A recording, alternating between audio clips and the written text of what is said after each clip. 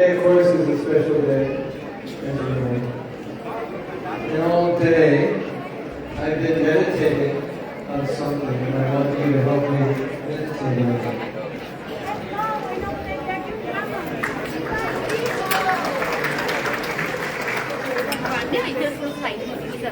I've been visualizing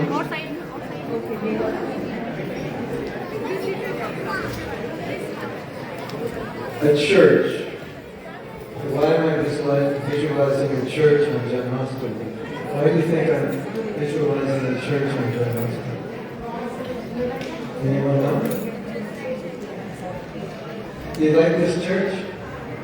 Would this make a nice temple? Whoa!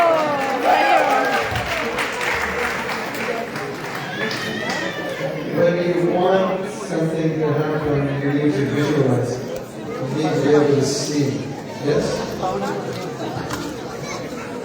Do you all close your eyes for a minute and imagine, not this church, but imagine we have a church and we're sitting in the church and this is our temple. If you can see it, it will happen. Can you close your eyes and see it? You can try to see it. I've been seeing it all day. So let's visualize. We require a church like this. And all our programs and festivals are in a church like this. And we have beautiful deities, nice prasadam, classrooms, guest rooms, thousands of people getting Krishna's mercy. If we can see it, it can happen. And today's a good day to visualize it. Can you see it? Yes. Can you see it in your mind? You have to see it first. If you all pray for it, if you all visualize it, it's going to happen. We've been having difficulty finding the right church in the right place at the right time with the right permission. If you all can pray for it, visualize it. It's very important. It will be very pleasing to Srila Prabhupada. Hare Krishna. Hare Krishna.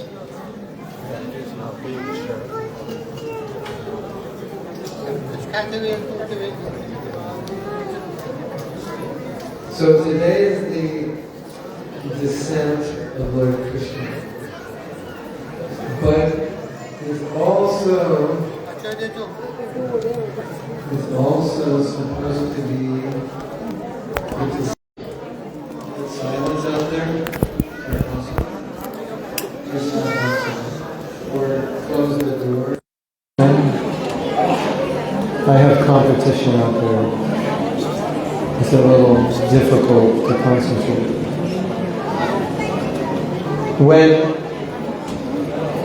I don't think we should just think of today as the descent of Lord Krishna. I think that we should think of today as the descent of Lord Krishna into our hearts. Because this is the day that we should be absorbed in Krishna consciousness. And I think it's also good to think of how our life is better, different, amazing because Lord Krishna has descended in our life. Yes? You agree? Yes? Anybody out there? You agree? Your life is better? So, I would like you to meditate right now.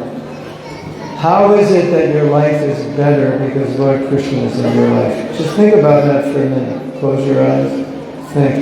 How is my life better because Krishna has descended into my life, into my heart?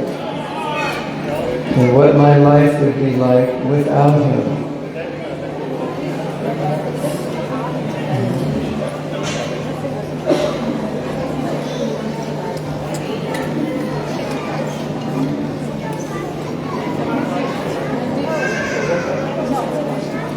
I think we can agree that our lives would be quite empty without Krishna. Of course, philosophically speaking, we can't live without Krishna anyway. But our lives would be much different. We would not be able to deal with the ups and downs of life as well as we can. Yes? How many of you here have read Bhagavad Gita? Can you raise your hand?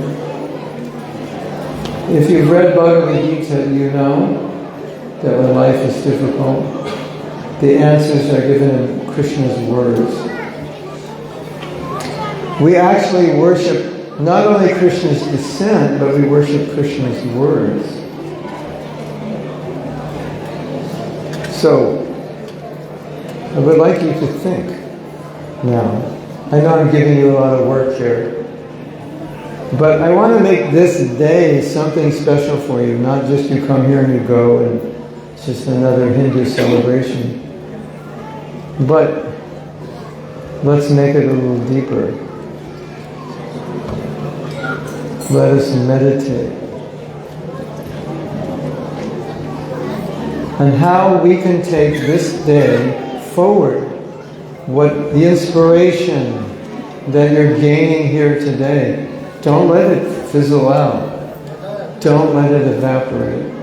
The excitement, the insight, the ecstasy, the happiness and the pleasure you're feeling. You're meant to feel this every day and you can. So, it will be very good if you meditate while you're here on how whatever you're gaining here today, you can take that more deeply into your heart. And every year, take it more deeply. So next year, when you come here, I can ask you, how much better is your life now than it was last year?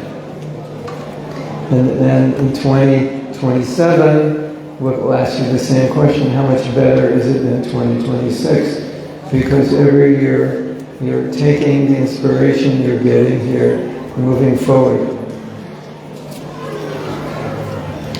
Now, what is the significance of Janmashtami, Krishnastami, Krishna's birth? We may have some general understanding. I want to be more specific because it's very important. Every one of us in this room has a relationship with Krishna. Some have a close relationship, some have a not so close relationship, some may not even understand their relationship, but every one of you have a relationship with Krishna. But there's something in our lives that in some way is distancing us from our relationship with Krishna. We could be closer. Do you agree? You could be closer to Krishna? Yes? No? Maybe? Possibly? What do you think?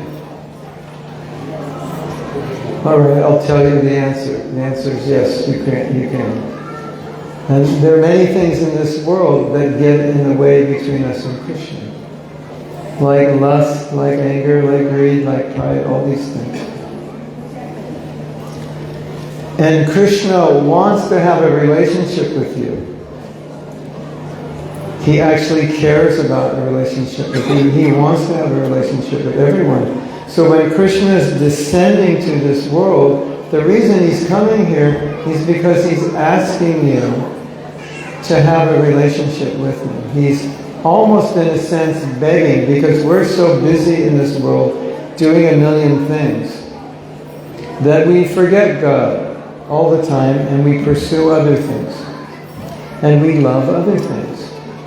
My spiritual master, Srila Prabhupada, said, we love everything in this world. We love, not everything. We love so many things in this world. So many things except Krishna. Yes? We love to do this, we love to do that, we love our cars, our houses, our husbands and wives, children, dogs, cats. We love so many things, more than we love Krishna. And Krishna is coming to say, I want you to love me more than you love anything else.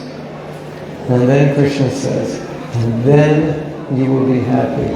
So he's really, in Bhagavad Gita, he's actually begging us, please, I mean this is weird. Think about how weird this is. We should be begging God to love him, but he's begging us to love him. We should be begging, please let me love you. And he's begging us, please love me. Don't you think that's strange? It's backwards, isn't it? Yeah. So I want you all to think about this, that Krishna cares about every one of you. You're all his sons and daughters. Now, I'm going to say something else that's going to sound strange. You may not believe it, but it's true. Krishna misses you. Right now, Krishna is very happy that you are here. He sees you all and he's like, thank you, you're here. You're honoring my birthday, that's very good. And Krishna's thinking, don't stop now. I miss you. I want a relationship with you. I want you to be with me. I want you to live eternally. My spiritual master, Srila Prabhupada, many, many times said, the process of Krishna consciousness is so powerful that if you execute this process throughout your life, someday you will be able to see Krishna just like you are seeing me. And you will be able to dance with Krishna. You will be able to see Krishna and dance with Krishna.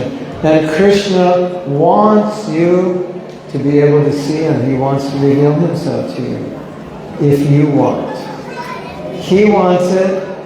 If you want it, he will give it to you. And that's the meaning of Janmashtami. It's Krishna's coming here to pick us up. Just like if your child runs away from home, you'll go out and look for them, right? Sometimes you see child is lost in the forest, they don't come back home, the police are out looking, you're out looking, you're in panic, you're in anxiety. Krishna's in anxiety that we're here because this is not our home. Did you know that? This is not our home. We actually don't belong here. I know that's maybe difficult to understand, but this is not our eternal home. It's a foreign place. And we've run away from home, and Krishna now is running after us, looking for us, begging us, please come back. That's actually the meaning of Janmashtami. Now, the question is, when Krishna says, I want a relationship with you, please come back, what do you say? There's a story. Would you like to hear a story? Maybe you heard the story, it's so interesting. Narada Muni, he went to Lord Vishnu, and he said, in this world of birth and death, people are suffering. So,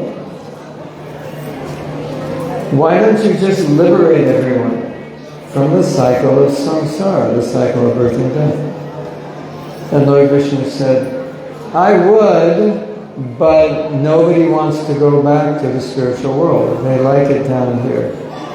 And Narada Muni said, how is that possible? I can't believe that. And Lord Vishnu said, well, I will show you.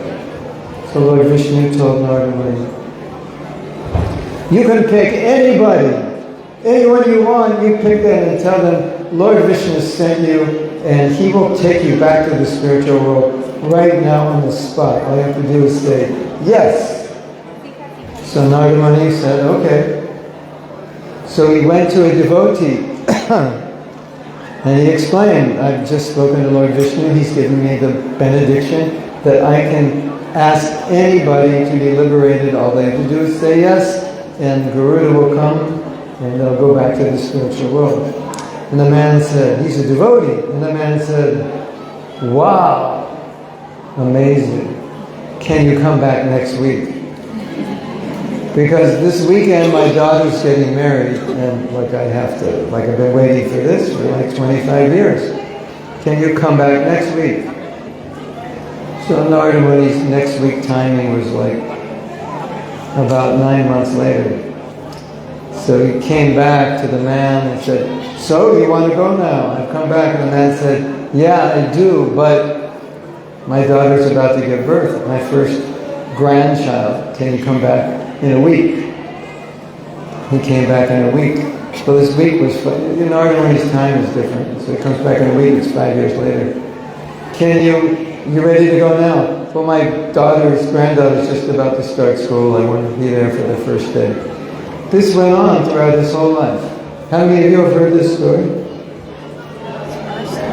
This went on through his whole life. He kept putting it off. Can you just come back next week? I'm very busy. This is happening, that's happening. Can you just come back next week? The Maha Avatar film is coming out. I want to see it. And guess what happened? Narada Muni kept coming back. He kept postponing. He died. In his next life, he became a snake. That's another story. But can you relate to this story? Spiritual life is calling, and you say, next week, next week, next week, and we put it off our whole life. And I would like you to envision now, Krishna seeing you, and he's seeing you saying next week, but he really wants you. He misses you. I would like you to do something maybe you've never done in your life. Try to imagine, because most of you are parents, try to imagine how Krishna feels, because we're all his children, when we're saying next week, and he wants us to come back. If you're a parent, you know that feeling. Krishna actually feels like this. He misses us. I know it's hard to believe. Krishna misses us. He wants us to come back. He's feeling pain. Do you believe that? That he can actually miss you and feel pain? He does. And you know the proof? He came down here to get you. Because if he didn't miss you, why did he come here and spend all this time speaking Bhagavad Gita and doing all these pastimes to attract you back to him? That's why he does these leelas, because he wants to attract us back to him. That's his mission. Paritanaya sadhunam, to deliver the sadhu, but that means to deliver all of us, all the pious people. Come with me, back to me, dance with me and be happy. That's Janmashtami. And I'd really like you to meditate on it, because it's a beautiful meditation. And try to see things from Krishna's perspective, how he's looking down upon you, hoping, praying, wondering, when are you going to turn to me? When are you going to love me more than you love everything else in this world? Thank you very much. Shri Krishna Janmashtami ki jai.